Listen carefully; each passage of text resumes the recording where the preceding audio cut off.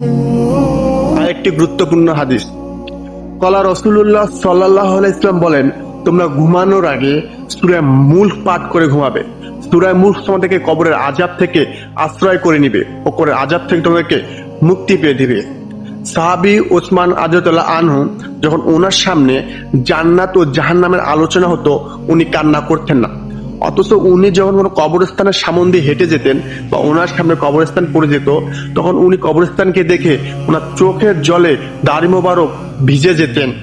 আল্লাহ রাসূলুল্লাহ সাল্লাল্লাহু আলাইহি ওয়াসাল্লাম বলেন, যার কবরের জিন্দেগিটা সুন্দর হবে, তার কিয়ামতের বিচারের দিবসের দিনটাও সুন্দর হবে।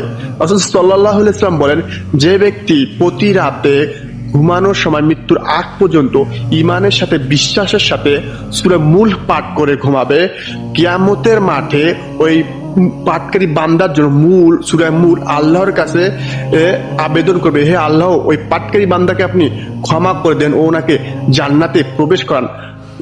আল্লাহ সুবহানাহু ওয়া তাআলা প্রথমত ওই সূরা মুলক পাঠকারী বান্দা সূরা মুলকের কথা শুনবেন না, পরে বিতর্কে জড়াবেন। ইনশাআল্লাহ তাআলা এটা আল্লাহ সুবহানাহু ওয়া তাআলার ইচ্ছাতেই হবে।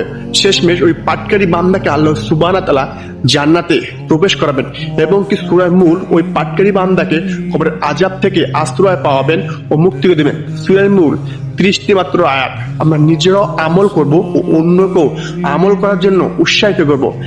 আমরা বেশি থেকে বেশি এই হাদিসটি অন্যের কাছে পৌঁছিয়ে দিব, কেন রাসূল সাল্লাল্লাহু আলাইহি ওয়াসাল্লাম বলেছেন, তোমরা যদি একটি হাদিস জেনে থাকো, ঈমানি দায়িত্ব আমরা অন্য উম্মতের কাছে পৌঁছে দাও, আল্লাহ সুবহানাহু ওয়া তাআলা তোমার প্রতি রহম করবে।